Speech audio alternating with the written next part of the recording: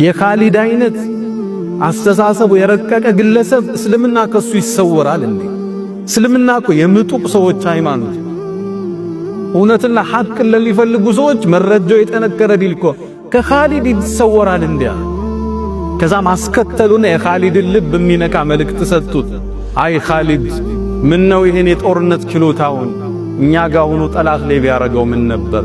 ቢመጣልን ኑሮ ከሌላው በፊት እናስቀድመው ነበር፣ ስልጣን ምን ሰጠዋለን አሉ ነብዩ አለይሂ ሰላቱ ወሰላም።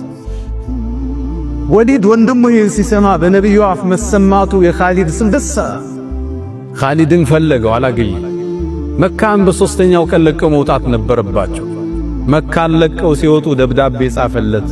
አንተ ኻሊድ ሆይ ዛሬ ነብዩ አንተን ስም አነሱ፣ ስላንተም እንዲህ ብለዋል የሚል ደብዳቤ ላከለት። ኻሊድ ደብዳቤውን ሲያነበው በጣም ተደሰተ። ነብዩ የኔን ስም አነሱ? አዎ። እኔን አስተሳሰው የመጠቀ ነው አሉን? አዎ። በህድላቸውም ከፍ ያረጉኛል አያወርዱኝ፣ መጨረሻ ነው የመጣ ብለው ካሁን በፊት ሰሃባ ገላል ብለው ገሸች ያረጉኝ? አዎ። ልቡ ተለካ፣ የነብዩ ንግግር ማረከው። ከዛም ይላል ኻሊድ ምን ይላል? ቤት የገባውና ማሰላሰል ጀመረ ስለ እስልምና ስላሳለፈው ጉዞ። መጨረሻ ተኛው ይላል። በህልሜ አንድን ህልም ተመለከተ። ያየው ህልም መሰላችሁ? አባብ ጨለማ መሬት ላይ ቁጭ ብሎ የዱር እንስሳ የበዛበት መሬት ላይ ከዛ ጠባብ ጨለማ የዱር እንስሳ ከበዛበት ቦታ ወጦ ብርሃናማ አረንጓዴ መስክ ወደ በዛበት ሰፊ መስክ ሲወጣ ተነሳ። ህልሙን አስተረጎመው። አንተማ ካለህበት የሽርክ አስተሳሰብ ወደ እስልምና ልትገባ ማለት ወሰነ። ሊሰልም ወደ መዲናማ ቀና ወደ ነብዩ አለይሂ ሰላቱ ወሰላም መንገድ ላይ አንድን ጓደኛው አገኘ፣ ይዞ ሄደ። ሌላም መዲና መዳረሻ ላይ አምር ኢብኑ አልዓስ የሚባል ታዋቂ በአረቦቹ ታሪክ እንደሱ ስትራቴጂክ የለም የሚባል ሰው አለ። አብረው መዲና ገቡ። ነብዩ አለይሂ ሰላቱ ወሰላም ልክ ሶስቱን ሲያዩዋቸው ፈተሐለል ፊታቸው ፍድቅ አለ። ለሰላ ኻሊድን የመሰለ ጀነራል እጃቸው ማስገባ። ከዛም ምን አሉ? ለቀድ አልቀት መከቱ ቢፈለዛቲ አክባዲሃ፣ መካ እኮ ዋና የአብራኳን ክፋይ ተፋቻቸው። ኻሊድን አዩት፣ ላያቸው ከበደኛል። ሰሃቦችን በመግደል ላይ ተሳትፌያለሁ፣ እንዴት ይቀበሉኝ ይሆን? አንገቴን ድፍት አረው።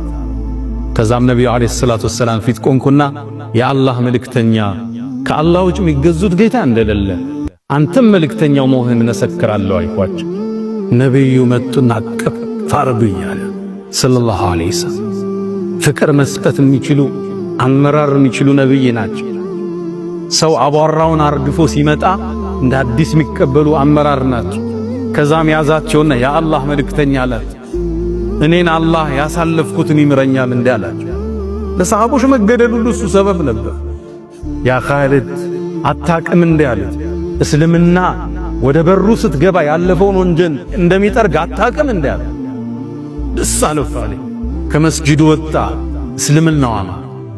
እሱ በሰለመ በተወሰነ ጊዜያት ውስጥ ነብዩ አለይሂ ሰላቱ ወሰላም ከሩሞቹ ጋር አንድ ፍልሚያ ገጠማቸው። እሳቸው የአረቡን ዓለም እያደራጁ ነበር። የውጭ ግን ሮማን ኢምፓየር እሳቸው ላይ ጥቃት ፈጸመ። አንድ ደብዳቤ አስዘው አንድ ሰሃባ ልከው ነበር፣ አምባሳደር ነው የላኩት። እነዛ ግን ተቀብለው ገደሉት። በዓለም ታሪክ ውስጥ አምባሳደር አይገደልም። ሁለት አገር ጦርነት ሊያውጁ ከፈለጉ አምባሳደሮቻቸውን ነው የሚጠሩ። አምባሳደር አይገደልም። ገደሉት። ነብዩ ተበሳጩ። ጦር አሰለፉ። 3000 ጦር አደራጁት። ጦሩ 3 መመሪያ ሰጡ። ዘይድ ኢብኑ አልሐሪሳ ሰሃባ ነው። እሱ ከተገደለ ባንዴራውን አመራሩን ለጃዕፈር ስጡት አሉ። ዳጎታቸው ላይ ጃዕፈር ኢብኑ አቢ ጣሊብ። እሱ ከተገደለ ለአብደላህ ኢብኑ ረዋሃ ስጡት ብለው ጦርነቱ ይሻል። ጦርነቱ ከባድ ነበር። ሙእታህ ሊባል ቦታ ላይ ደረሰ። እነዛ ልብ በሉ 200,000 ጦር ይዘው መጡ። ሙስሊሞቹ 3000 ናቸው። አንድ ሰው 70 ሰው አካባቢ ነው የሚገጥመው ማለት ነው። ግን የታገሉት በሰይፍ አልነበረም፣ በኢማናቸው ዘመቱ። ፍልሚያው ተጀመረ።